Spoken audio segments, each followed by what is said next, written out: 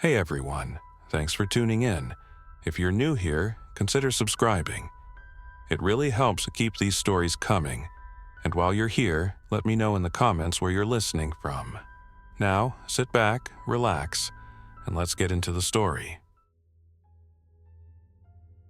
I was trained for chaos, dropped behind enemy lines, surviving with nothing but grit and instinct. That was my life. But nothing in my training prepared me for what happened that night. The mission came through just after midnight. A classified operation. No briefing, no questions. Just orders. Deploy immediately. Secure and contain. That was all we got. Our team of 12 boarded a transport plane under the cover of darkness. I strapped in beside my squad mates, checking my gear out of habit. Everything felt routine. Another drop. Another night in hostile territory. But when I locked eyes with my squad leader, Sergeant Boone, I saw something I had never seen before. Uncertainty. We flew low over the city, the hum of the engines masking the silence in the cabin. Something was off. No radio chatter, no checkpoints confirming our approach. Just the distant glow of burning buildings below us. The green light flicked on. Go time. One by one, we leaped into the night, our parachutes snapping open against the cold wind. The descent was smooth until I caught my first real glimpse of the city streets. It looked like a war zone. Cars abandoned mid-road, some overturned. Fires raging unchecked. Shadows moved erratically below. Figures sprinting, chasing, collapsing. We landed in the designated drop zone, a rooftop of a high-rise complex. I unhooked my chute and shouldered my weapon, scanning the perimeter. The plan was simple: regroup, move to the ground level, and link up with command. That plan didn't last 10 minutes. Boone signaled us forward. We stacked up by the rooftop exit and he pulled the door open. The stairwell was dark, the kind of dark that made your stomach clench. I flicked on my light. That's when I saw it. A man, if you could still call him that, slumped against the wall. His uniform told me he was one of ours. His eyes were wide, unblinking, mouth frozen mid-scream. His hands were clenched into claws like he had died in agony. But that wasn't the worst part. His throat was gone. Ripped open like something had torn it apart. No bullet wounds, no signs of a struggle, just chewed through. That was the first body we found, but it wouldn't be the last. Boone motioned for silence and waved us forward. We moved in tight formation down the stairwell. Every floor we passed, we saw more signs of disaster. Bodies, shredded uniforms, trails of something dark smeared across the walls. We reached the lobby. That's when we heard the first scream. Not a normal scream. This was something primal, something raw. It came from the street outside, echoing through the shattered glass windows. Then we saw them. A group of people. At least, they used to be. They moved in a way that set every instinct I had on fire. Twisted, jerky movements, like puppets with their strings cut. Some crawled on hands and knees, others sprinted full speed on broken limbs. Their eyes were empty, their mouths stained dark. And they were looking right at us. Boone didn't hesitate. Weapons free. The first shots rang out, but that was the moment we realized the true horror of what we were facing. Because they didn't stop. Not when we hit them in the chest, not when we tore through muscle and bone. They only stopped when we destroyed the head. We had dropped into something worse than war. We had dropped into the end. The lobby turned into a war zone in seconds. Our squad unleashed everything we had controlled bursts, perfect formations, but it didn't matter. These things didn't fight like any enemy we'd ever faced. They didn't take cover. They didn't flinch. They just charged. Headshots only, Boone barked over the gunfire.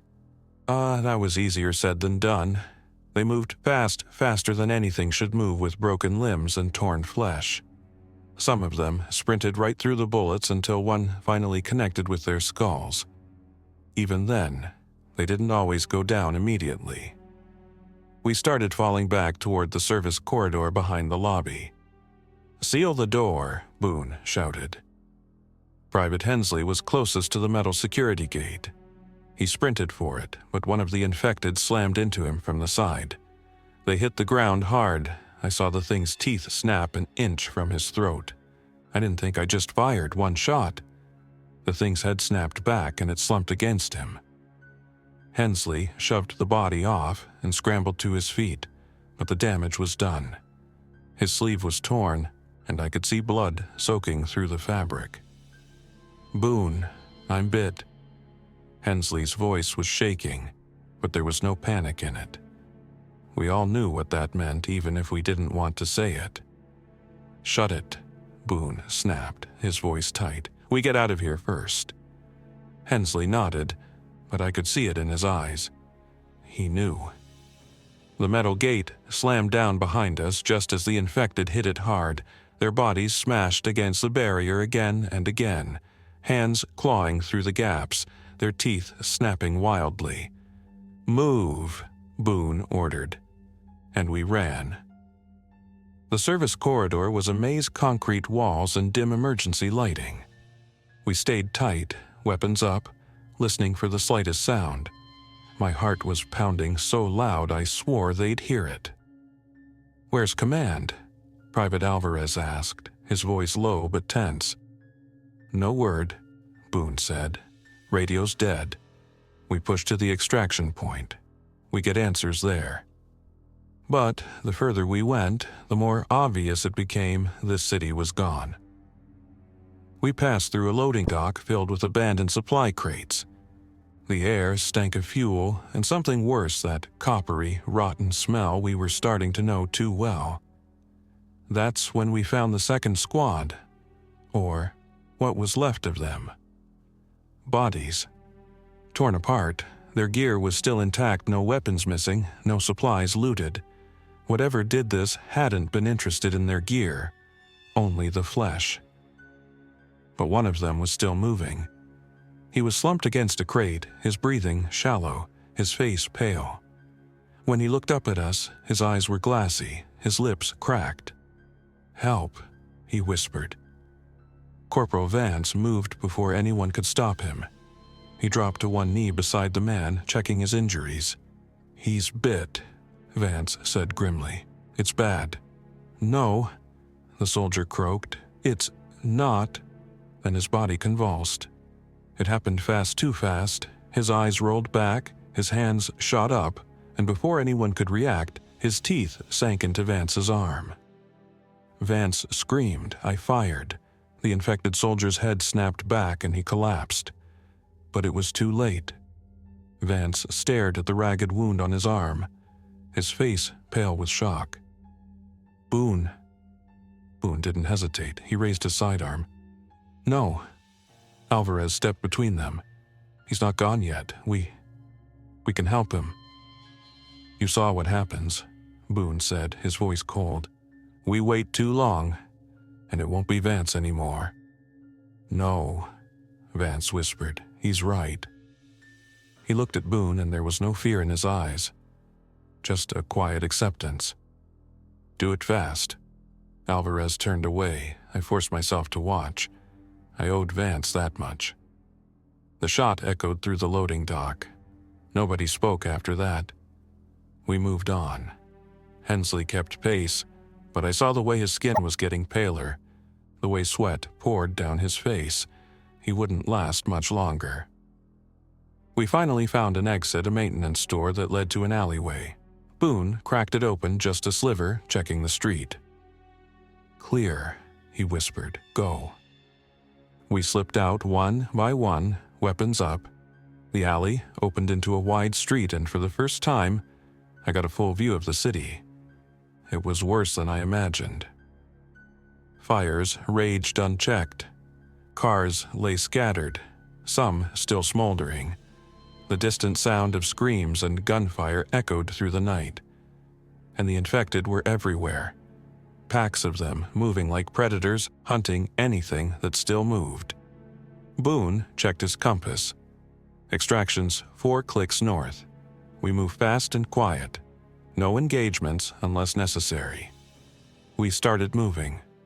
We made it 2 blocks before Hensley collapsed. He fell to his knees, coughing violently. When he looked up at us, his eyes were already glassing over. I can't. Boone raised his weapon. "Wait," Hensley gasped. Don't waste a bullet." He pulled his sidearm, hands shaking. "Just tell my family He never finished the sentence. We left him there. We didn't have a choice. But as we moved on, I realized something chilling. The infected were quiet now. Too quiet. And they were watching us. The hunt had begun. We kept moving, but every step felt heavier. The air itself felt wrong, thick and heavy, like the city was holding its breath. I couldn't shake the feeling that we were being watched. The infected were still out there, but they weren't rushing us anymore. They were learning, or waiting, and somehow that was even worse. "Stay tight," Boone whispered, no noise. We moved through the ruins of the city, ducking through alleyways, slipping past burning cars and shattered windows. Every block felt like a battlefield that had already lost its soldiers. The smell of smoke and rot was everywhere. "Extraction points 3 clicks out," Boone said quietly. He froze. So did the rest of us. Because ahead, where the street should have been clear, was them. Dozens. Maybe more. They stood still, swaying slightly, heads twitching like they were listening. Their eyes, those empty, hollow eyes, flicked back and forth without focus. It was like they were waiting for something. Boone motioned for us to back up, slowly, carefully. That's when Private Alvarez knocked over a piece of debris. The sound wasn't loud, just a soft clatter of metal on asphalt. But every single infected head snapped toward us. "Run," Boone shouted. "We didn't think, we just moved." The infected screeched, a sound that sent ice through my veins, and then they charged. We sprinted down the alley, boots pounding against pavement. I could hear them behind us, clawing, shrieking, their feet slapping against the ground far faster than they should have been able to move. "Right," Boone barked. We took a hard turn, nearly skidding into a pile of debris. The infected poured into the alley behind us, smashing into walls and tripping over one another in their frenzy. Up ahead, a chain-link fence blocked the way. "Go! Go!" Boone boosted Alvarez up first. She scrambled over the top just as the infected rounded the corner. I went next, my fingers slipping on the cold metal. I didn't look back, I didn't dare, but I could hear them getting closer. As soon as my feet hit the ground, I spun, rifle up. Boone was halfway over when one of the infected grabbed his leg. "Boone!" I fired. The shot hit its mark, but there were more behind it. So many more. "Go!" Boone roared. "I'll hold them."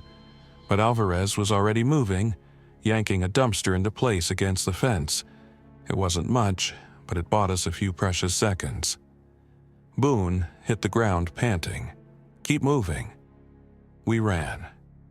By the time we reached an old service station, the infected had fallen behind, but we knew they weren't far. Boone slammed the door shut behind us, shoving a heavy shelf in front of it. For a moment, there was only silence, broken only by our ragged breathing. "Status," Boone demanded.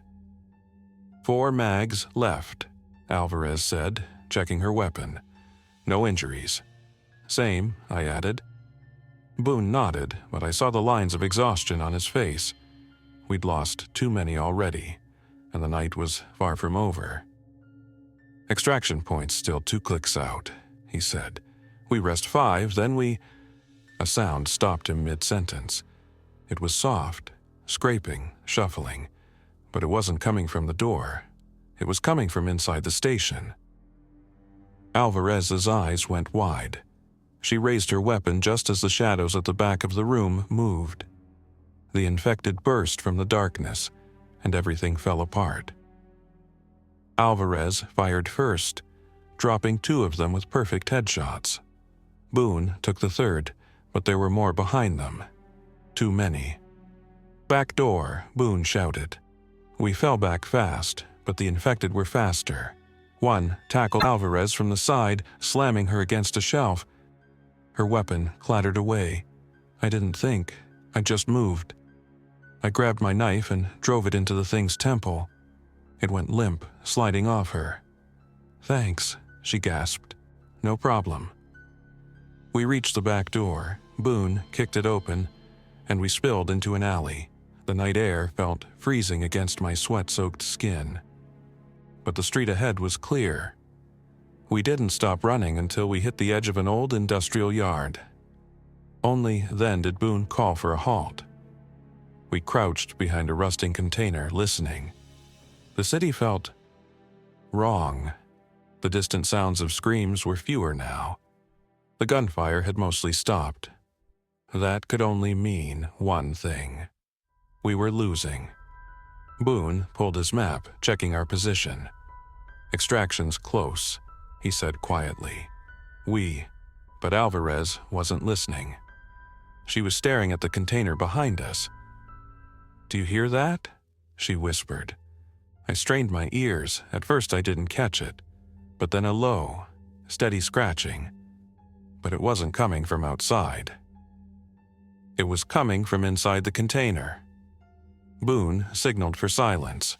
He crept forward, weapon raised, and slowly unlatched the container's door.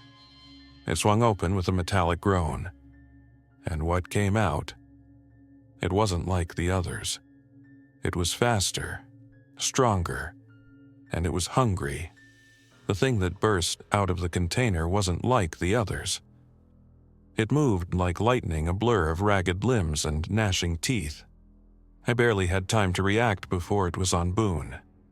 It slammed into him, knocking him back hard. His weapon went skidding across the ground as the creature snapped at his face. Boone held it back with both hands, muscles straining, but it was strong. Too strong.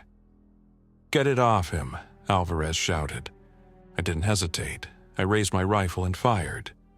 The creature's head jerked back as the bullet hit, but it didn't go down. It turned toward me, eyes locking onto mine. Its face. I'll never forget that face. Pale, stretched too tight over bone, with its mouth twisted into a snarl that was far too wide. Then it moved. It leaped faster than anything I'd ever seen. I barely had time to throw myself sideways before it crashed into the spot where I'd been standing. "Open fire," Boone barked, scrambling for his weapon. Alvarez and I unloaded everything we had. The thing twisted and jerked, but it just kept coming. I hit its center mass. I hit it in the limbs. Nothing slowed it down. "Head," Boone shouted. "Go for the head." Alvarez took aim and fired. This time, the bullet hit home. The creature staggered, then dropped, twitches racking its body before it finally went still. For a moment, none of us moved. "What was that?" Alvarez whispered, her voice shaking. Boone wiped blood from his face, his breathing ragged. "I don't know, but we're getting out of the city before we find out if there are more." We didn't wait around. The industrial yard was crawling with shadows, and the sound of that fight had drawn attention. We moved fast, slipping through rusting equipment and half-collapsed buildings. But the whole time, I couldn't shake the feeling that we were being watched. One click to extraction. We cut through an old warehouse, the air thick with dust and rust. Boone took point. Alvarez covered our six, and I kept my eyes on the windows, or what was left of them. "Hold." Boone raised a fist. We froze. Then I heard it. That sound. The scratching. It echoed from somewhere above us, slow and deliberate. Like claws dragging against metal, I raised my rifle, scanning the catwalks. But nothing moved. "Let's keep moving," Boone whispered. We made it to the far exit, and that's when everything went to hell. The door burst open and they poured in. Not just the fast ones. These were the regular infected, dozens of them, their eyes wild and their mouths open in those horrible, soundless screams. "Back," Boone roared. "Find another way." We turned to run and the catwalk above us collapsed. The fast ones dropped down like predators, hitting the ground on all fours and moving with that unnatural speed. One of them was on Alvarez before she could react. She hit the ground hard, struggling as it pinned her down. I fired, the shot punching through its head, but there were more behind it. "Alvarez, move." Boone grabbed her arm and yanked her up. We ran. The only way out was through a side door, leading into a narrow hallway. The walls shook behind us as the infected slammed into the warehouse door, their screams growing louder. We didn't stop until we reached another exit, this one leading into the street. And then we saw it. The extraction point. An old parking structure reinforced and surrounded by barbed wire. Military vehicles were parked inside, their lights still on. "Go," Boone ordered. We sprinted toward the entrance. But something was wrong. There were no guards, no perimeter defense. The gates were wide open. We slowed as we entered the structure, weapons raised. The vehicles were their Humvees, troop carriers, but they were abandoned. Doors hanging open, gear scattered across the concrete. "Where's everyone?" Alvarez whispered. That's when the radio crackled. Boone yanked his receiver up. "Command, this is Foxhound Actual. We're at extraction. Where are you?" The static hissed, then a voice broke through. "Repeat, do not enter extraction point. It's compromised. Get out." The line went dead. And then, from the upper levels of the structure, we heard the screeching. "Fall back," Boone shouted. But it was too late. They came from above the fast ones, dropping down from the catwalks and ledges like a wave of teeth and claws. We fired, falling into formation, but there were too many. Alvarez went down. First one of the creatures tackled her, and before I could react, its teeth found her throat. Boone grabbed my arm. "Move!" We ran. We hit the street, but they were behind us and they were faster. "Up there!" Boone pointed to a fire escape. We scrambled up the metal ladder, the infected slamming into it below us. I didn't look down. I couldn't. We made it to the roof. The city stretched out below us, burning, broken, dying. Boone keyed his radio again. "Command, this is Foxhound Actual. Extraction is compromised. Request immediate evac." The response was static. And then, "Foxhound, this is Valkyrie. We see you. Hold position, we're coming in hot." Relief flooded through me. But when I looked at Boone, he wasn't relieved. He was staring at his arm. The sleeve was torn, and underneath, there was a bite. I stared at Boone's arm, my throat tightening. The bite was fresh torn and bloody, the edges already darkening. Boone met my eyes, and I saw the truth there. He knew what was coming. "Boone," my voice cracked. "Not now," he said, his voice firm. "We have a mission. We hold this position until evac." The infected were already trying to climb the fire escape below us, their snarls and shrieks rising like a storm. I forced myself to focus. We still had a chance if we made it through the next few minutes. I moved to the edge of the roof, rifle up, covering the ladder. Boone nodded, but I could see the sweat already beading on his forehead. The infection was moving fast. Too fast. "Valkyrie, what's your ETA?" Boone rasped into the radio. 3 minutes out. the pilot's voice replied. "Hold tight." 3 minutes. It might as well have been an eternity. The first infected crested the edge of the fire escape. I fired, the shot punching through its skull and sending it tumbling back into the crowd below. Another one took its place immediately. "They're not stopping," I shouted. "They never do," Boone muttered. We fell into a brutal rhythm, firing, reloading, firing again. The rooftop echoed with gunshots and the endless howls from below. Spent casings scattered across the concrete at my feet. But they kept coming. Boone's breathing grew more ragged. When I glanced at him, I saw the tremor in his hands, the way his skin had gone pale and slick with sweat. He wasn't going to last 3 minutes. "Boone, we need to talk about this," I started. "No," he cut me off. "Not yet." Another infected reached the roof. Boone put it down with a single shot, but I saw the way his hand shook afterward. He was running out of time. 2 minutes out. The gunfire started to slow, not because the infected were stopping, because we were running out of ammo. "Last mag," I called. "Same," Boone said. His voice was weaker now. The infected were relentless. They swarmed up the fire escape, bodies piling on top of each other. For every one we put down, 2 more took its place. Then Boone stumbled.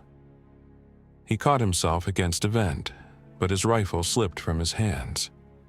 When he looked up at me, his eyes were glassy. "Boone!" I rushed to his side, but he waved me off. "Keep firing," he snapped. 1 minute out. The fire escape groaned under the weight of the infected. The first wave was already spilling onto the rooftop. I fired, but my shots were getting more frantic and my magazine was nearly empty. Then Boone fell. I dropped to his side, my heart pounding. His skin was ice cold. "It's happening," he whispered. "I can feel it." "Boone, don't..." He grabbed my vest, pulling me close. "Listen to me. When I turn, you end it. You understand?" "No," I choked out. "We can..." "There's no cure," he growled. "No coming back. Don't let me become one of them." I didn't want to answer, but I nodded. His grip loosened. "Good soldier," he whispered. "Now get to that evac." 30 seconds out. The infected surged toward us. I fired until my rifle clicked empty, then I drew my sidearm. Boone's breathing grew slower, more shallow. "Valkyrie," I shouted into the radio. "We're being overrun." "Hold on," the pilot called back.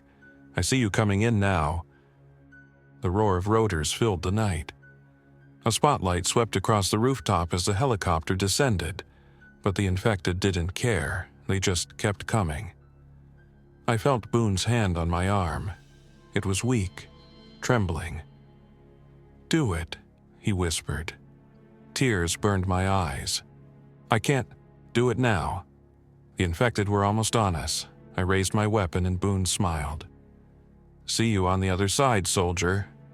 The shot echoed across the rooftop. But I didn't have time to grieve. The helicopter touched down, its side door sliding open. "Move, move." The crewman waved me forward. I ran. The infected chased me every step. I felt one grab at my pack, but then the helicopter lifted and I was yanked inside. As we rose into the air, I looked down at the rooftop below.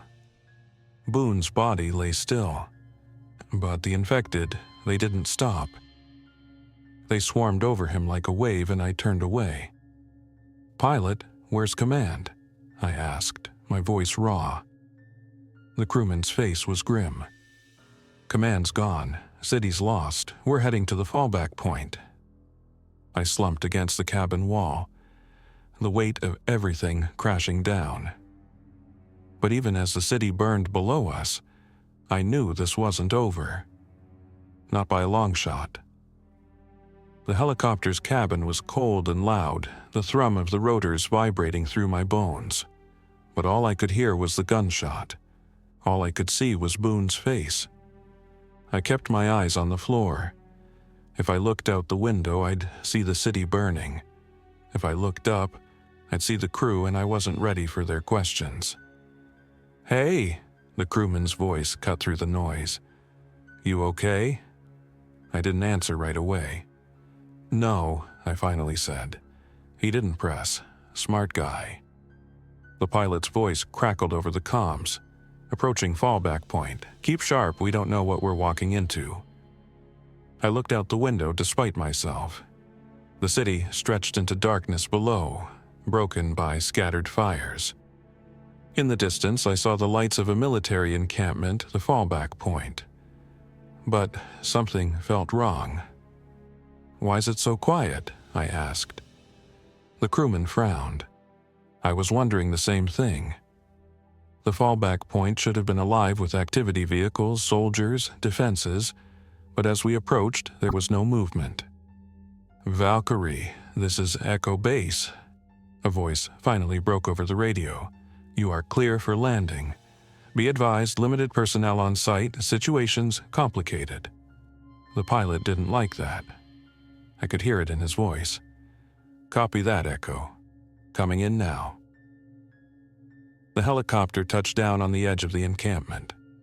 The doors slid open, and the crewman waved me out.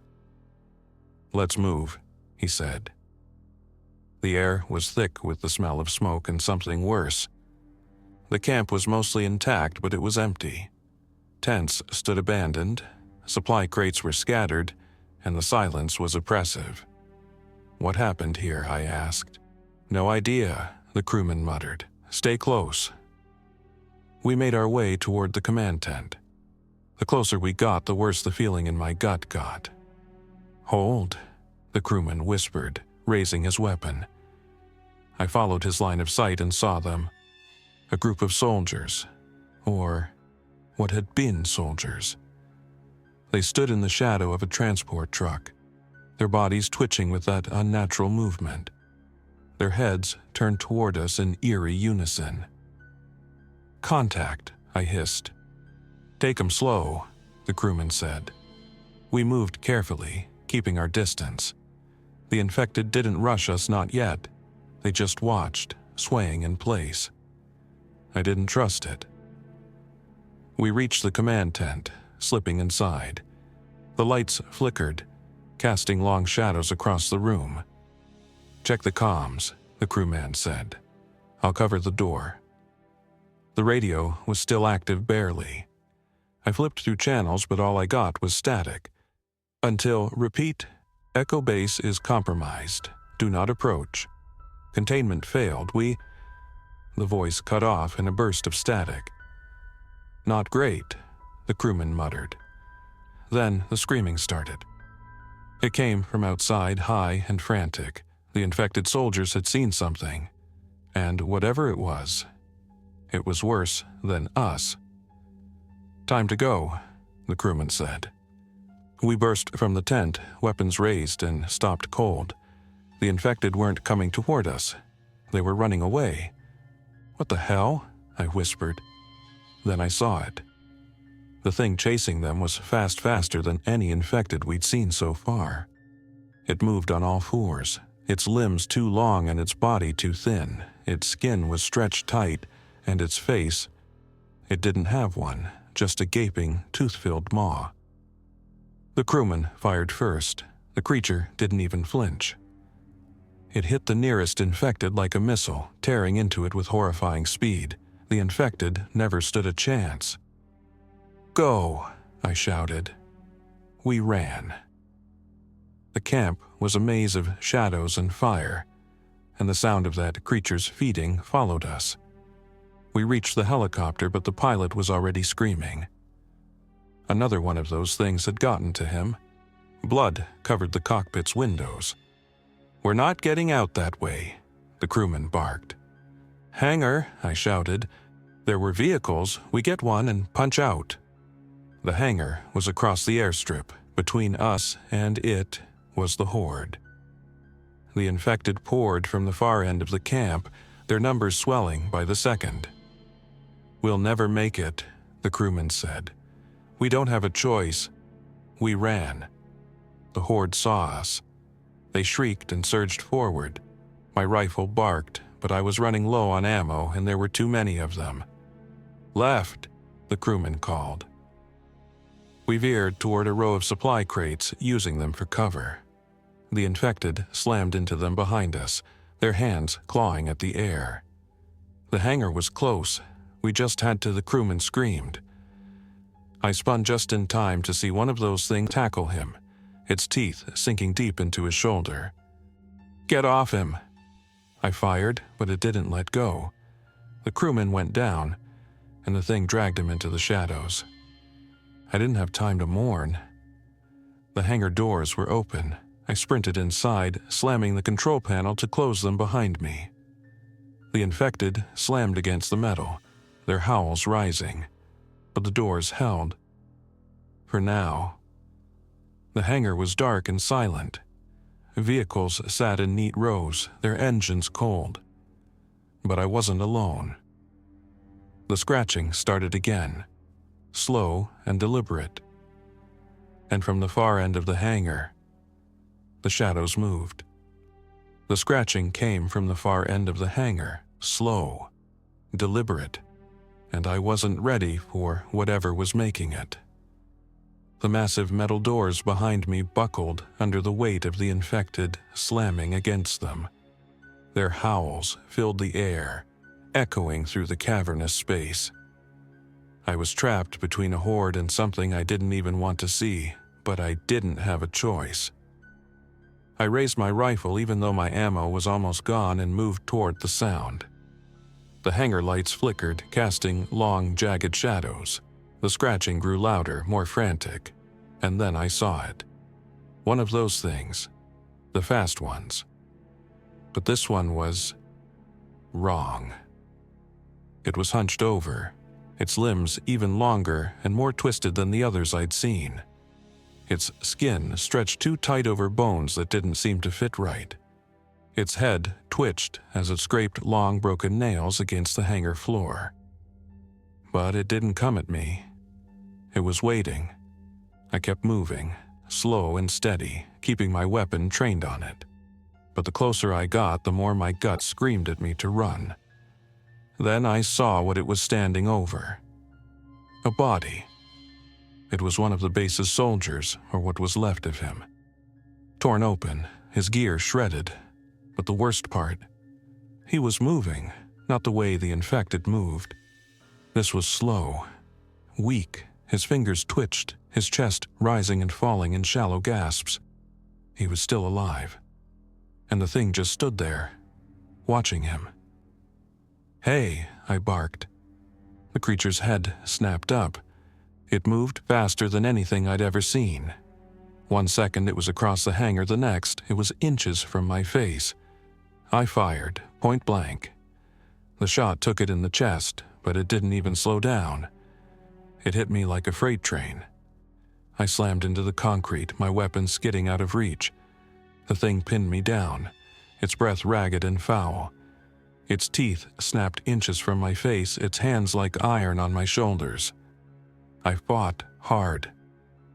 I got one arm free and punched it, but it didn't care. My knife was still on my vest, but I couldn't reach it. And its strength. It was like fighting a machine. Then the soldier on the ground moaned. The creature stopped. Its head jerked toward the sound. And in that split second of distraction, I made my move. I reached my knife and drove it into its neck. The creature shrieked a high, inhuman sound that made my ears ring. It flailed, giving me just enough space to throw it off. I didn't wait. I grabbed my rifle and fired again. This time, I didn't stop until my mag was empty. The creature twitched once, then it went still. But I knew better than to assume it was over. I reloaded my last magazine and moved toward the soldier. "Hey," I called softly. "You still with me?" He turned his head, his face pale and drenched in sweat. His eyes were glassy, but focused enough to see me. "Help," he rasped. I knelt beside him, checking his wounds. It was bad, too bad. "I'm gonna get you out of here," I lied. "Don't bother," he whispered. "I'm done." I didn't argue. We both knew the truth. "Command's gone," he said, his voice barely audible. "Base is lost. They let it out." "What did they let out?" I pressed. "What are these things?" He tried to answer, but then his whole body seized. His back arched, his eyes rolling back, and I knew what was coming. "Hey, stay with me," I said, shaking him. "Stay awake." But it was too late. The light went out of his eyes, and then his fingers twitched. I didn't hesitate. The single shot echoed through the hangar. I closed his eyes. Then I stood because I didn't have time to grieve. The infected were still outside, and I needed a way out. That's when I saw the transport. An armored Humvee, parked at the far end of the hangar. I ran. The hangar doors shuttered again, and this time they started to give. A metal shriek filled the air as the infected began to pour through the gap. I hit the Humvee's door and yanked it open. Keys. Thank God there were keys. The engine roared to life. The infected heard it. They turned toward the sound as one, their heads snapping in my direction. Then they charged. I didn't wait. I slammed the Humvee into gear and gunned it. The first infected hit the windshield and then went under the wheels. I didn't stop. I plowed through them, metal scraping and glass cracking as they tried to claw their way inside. But I was faster. I hit the hangar doors at full speed. They burst outward, and suddenly I was in open air tearing across the airstrip, the wind howling through the broken window. But I wasn't safe yet. In the rearview mirror, I saw them, not just the regular infected. The fast ones. They poured out of the hangar like a wave and they were keeping up. My heart pounded as I pushed the Humvee harder, but the road ahead wasn't clear. The airstrip ended in a chain-link fence, and beyond that, the forest. There was no time to think. I hit the fence at full speed. The Humvee tore through it in a shower of sparks and metal. We hit the dirt road on the other side hard, the wheels skidding, but I kept control. The infected didn't slow down, but the forest was thick, dark. I didn't think they'd follow me in there. I was wrong. The trees closed around me, the headlights barely cutting through the darkness. The infected were right behind me. I could hear them, even over the roar of the engine. And then, one of them leaped. It hit the roof, its claws raking against the metal. The Humvee lurched and I fought to keep it steady. But there was another sound now. A new sound. The scratching. It was coming from inside the Humvee. The scratching sound filled the cabin slow, deliberate, and too close. My blood ran cold. I gripped the wheel tighter, eyes flicking between the dark road and the rearview mirror. The infected outside were relentless, their howls rising above the roar of the Humvee's engine. But the sound inside, that was worse. It came from the back seat. I didn't want to look, but I had to. I risked a quick glance over my shoulder and saw movement. A shape, half hidden in the shadows, too long, too thin. Its head twitched and the scratching grew faster, claws dragging across the metal floor. One of those things had gotten inside. My heart slammed against my ribs. I didn't know how. I didn't know when. But I knew one thing for sure: I couldn't fight it while I was driving. The Humvee jolted as one of the infected outside slammed against the side. Another one leapt, landing hard on the roof, its weight making the vehicle shudder. I was running out of time. The road ahead narrowed, trees pressing closer. If I crashed, it was over. But if I didn't do something soon, it was over anyway. The scratching stopped. I didn't breathe. Then I felt the cold brush of air on the back of my neck. The thing was moving, crawling toward me. No time. I slammed the brakes. The Humvee screeched to a stop, tires skidding on dirt. The thing in the back wasn't ready for it. It flew forward, hitting the dashboard with a sickening crack. I spun in my seat, drawing my sidearm. For the first time, I got a good look at it. It was worse up close. Its limbs were impossibly long.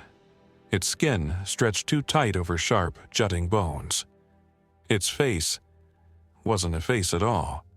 Just a wide, gaping maw filled with rows of needle-like teeth, and those eyes, black and endless, locked onto me with terrifying focus.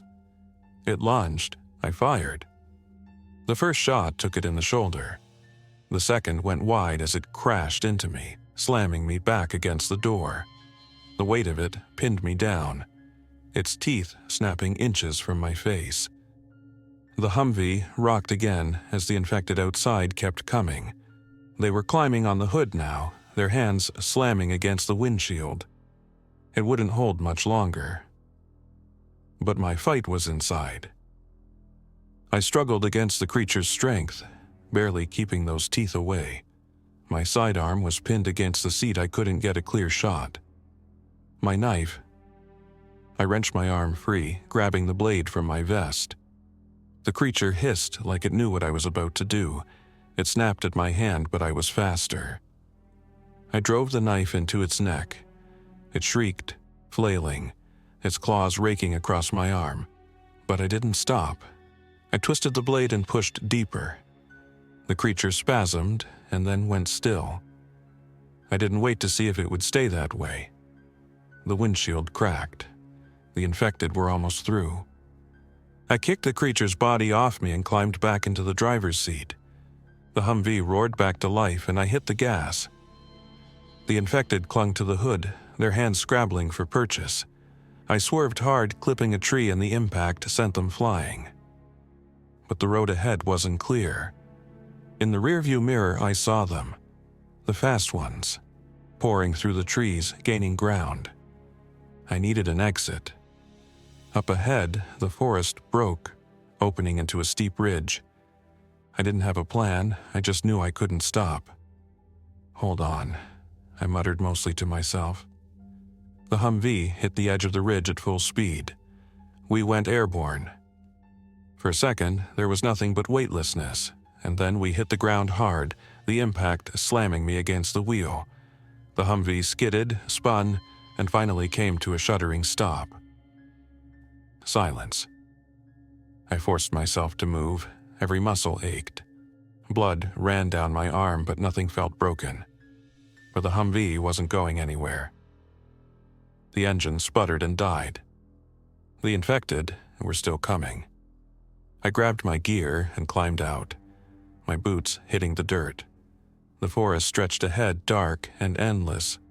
Behind me, the shrieks of the infected grew louder. I ran. The night passed in a blur of pain and exhaustion. The infected chased me for miles, but I never stopped moving. By the time the sun rose, I was alone, but I knew it wasn't over. It never would be. The outbreak had started, the world was falling. And I was still here, still fighting, because that's what soldiers do, even at the end of the world. Thanks for listening. If you enjoyed this story, don't forget to like and subscribe. Your support keeps these creepypastas coming. Until next time, stay alert, stay safe, and never ignore the feeling that something is watching.